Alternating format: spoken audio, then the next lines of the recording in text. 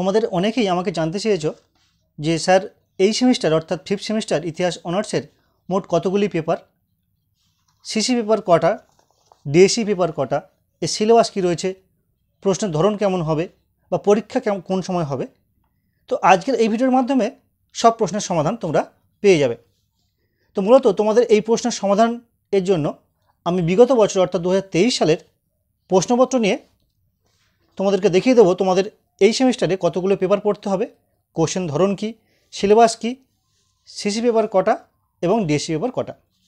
তো দেখো তোমাদের প্রথম প্রশ্ন, কটা পেপার। দেখো এখানে তোমাদের মোট 4টি পেপার থাকছে।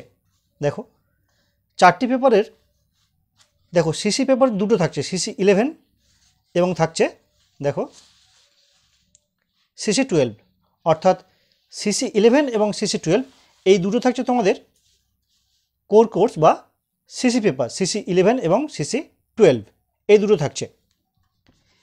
এবার দেখো ডিএসসি পেপার, দেখো ডিএসসি পেপারও দুটো থাকবে। দেখো দেখো ডিএসসি A1 এবং ডিএসসি B1। এই প্রশ্নপত্র দেখো ডিএসসি A1 আবার ডিএসসি A2 লেখা রয়েছে, আবার এখানে দেখো ডিএসসি B1 আবার ডিএসসি B2 লেখা রয়েছে। এটা কেন লেখা রয়েছে আমি তোমাদের একটু পরে আসছি এই প্রশ্নের উত্তরে। যাই হোক তোমরা বুঝতে পারলে তোমাদের মোট কটি পেপার। দেখো তোমাদের মোট তাহলে হলো 4টি পেপার। দেখো সিসি 11, সিসি 12, ডিএসসি A1 এবং ডিএসসি B1। তাহলে মোট 4টি পেপার হলো তোমাদের পরীক্ষা দিতে হচ্ছে এই ইতিহাস অনার্স 5th সেমিস্টারে। এবার আসা যাক সিলেবাসে। দেখো সিসি 11-এর তোমাদের সিলেবাস হচ্ছে দেখো হিস্ট্রি অফ মডার্ন ইউরোপ 1780 থেকে 1939, অর্থাৎ তোমাদের এটা মডার্ন আধুনিক ইউরোপের ইতিহাস পড়তে হবে, যার সময়কাল 1780 থেকে 1939। এবার দেখো সিসি 12-এর, দেখো সিসি 12-এর ইতিহাসটা কী রয়েছে বা বিষয়বস্তু কী রয়েছে বা সিলেবাস। দেখো সিসি 12-এর সিলেবাস হিস্ট্রি অফ ইন্ডিয়া অর্থাৎ ভারতীয় ইতিহাস, সময়কালটা হচ্ছে 1750 থেকে 1857 সাল পর্যন্ত। এটা হলো আমাদের সিসি 12-এর, অর্থাৎ সিসি 11 তোমাদেরকে ইউরোপের ইতিহাস পড়তে হবে এবং সিসি 12-এ তোমাদেরকে ভারতের ইতিহাস পড়তে হবে। এবার আসা যাক ডিএসসি পেপারে। দেখো তোমাদের আগে বললাম এই যে ডিএসসি A1 এবং A2 কেন লেখা রয়েছে কোশ্চেন পেপারে।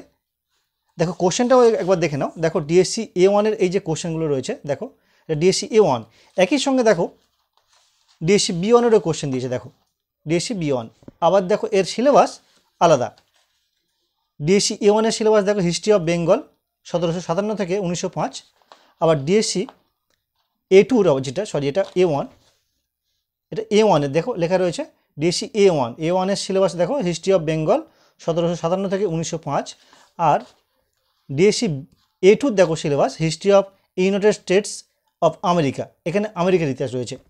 এই প্রসঙ্গে বলি, দেখো তোমাদের এই সেমিস্টারে কলেজ থেকে দুটো ডিএসসি পেপার থাকছে শিওর, এটা কনফার্ম, দুটো ডিএসসি পেপার থাকছে, ডিএসসি A এবং ডিএসসি B। এবার ডিএসসি এর আবার দুটো করে ভাগ রয়েছে, কোনো কোনো কলেজে ডিএসসি A1 সিলেক্ট করে, আবার কোনো কোনো কলেজে ডিএসসি A2 সিলেক্ট করে। সেম একইভাবে ডিএসসি Bর ক্ষেত্রে কোনো কোনো কলেজে ডিএসসি B1 করে, আবার কোনো কোনো ক্ষেত্রে ডিএসসি B2 করে। দেখো ডিএসসি B1-এর সিলেবাস দেখো আবার চীনের ইতিহাস, চায়না 1840 থেকে 1949, আবার ডিএসসি B2 দেখো তার সিলেবাস, দেখো ডিএসসি B2-র সিলেবাস এটা history of south east Asia the 19th century. Syllabus কিন্তু আলাদা। এবার দেখার বিষয় তোমাদের কলেজে কোনটা সিলেক্ট করছে, তোমরা সেইভাবে কিন্তু পড়াশোনা করো। তোমাদের ডিএসসি B1 করলো না B2 করলো, একইভাবে ডিএসসি A1 করলো না ডিএসসি A2 করলো।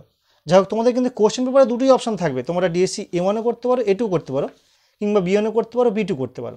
যাই হোক তোমরা কিন্তু এটা প্রথম থেকেই কনফার্ম হয়ে নিও যে তোমাদের কলেজ থেকে কোনটা সিলেক্ট করলো। তো তোমরা বুঝতে পারলে 4টে পেপারের সিলেবাস, তাহলে জানা গেল 4টে পেপার কী কী পেপার, ডিএসসি কটা, সিসি কটা, এবং 4টে পেপারের সিলেবাস তোমরা জেনে গেলে। এই প্রসঙ্গে বলি, এই যে 4টে সিলেবাস, এই 4টে পেপারের সিলেবাস ভিত্তিক কিন্তু সাজেশন অলরেডি আমি আপলোড করে দিয়েছি। এবার আসা যাক কোশ্চেন প্যাটার্ন, কী ধরনের কোশ্চেন পড়ে। দেখো সিসি 11 এবং সিসি 12 একই প্যাটার্নে কোশ্চেন পড়ে। এক্ষেত্রে কি 15টা ছোটো কোশ্চেন থাকছে, দেখো এই যে 15টা ছোটো কোশ্চেন, এটা মূলত 2023 সালের কোশ্চেন, মানে বিগত বছরের। দেখো 15টা ছোটো প্রশ্ন পড়েছে ক থেকে মধ্যাহ্ন পর্যন্ত।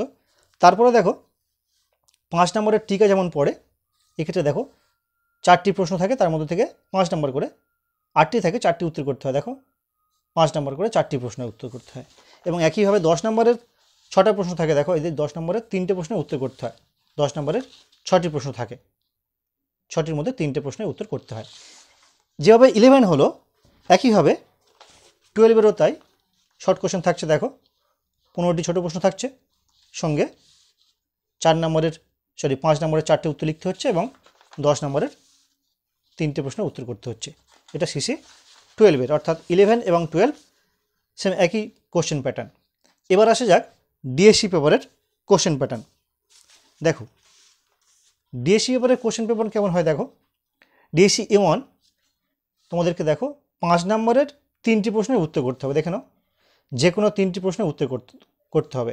এখানে 6টা প্রশ্ন দেওয়া থাকে, সেখান থেকে তোমাদেরকে 3টে প্রশ্নের উত্তর করতে হয়। এবার দেখো 10 নম্বরের কোশ্চেনে একটা প্রশ্নের উত্তর করতে হয়। সেখানে দেখো 10 নম্বরে 2টো প্রশ্ন দেওয়া থাকে, দুটোর মধ্যে থেকে একটা প্রশ্নের উত্তর করতে হয়। আবার দেখো 20 নম্বরের 2টো প্রশ্নের উত্তর করতে হয়। 20 নম্বরের এক্ষেত্রে 4টি প্রশ্ন দেওয়া থাকে, সেখান থেকে তোমাদেরকে 2টি প্রশ্নের উত্তর করতে হয়। এই হলো ডিএসসি পেপারের কোশ্চেন প্যাটার্ন। সেক্ষেত্রে ডিএসসি A1 হোক বা A2 হোক, একই কোশ্চেন প্যাটার্নে একই থাকছে। 5 নম্বরের 3টে, 10 নম্বরের 1টা এবং 20 নম্বরের 2টো।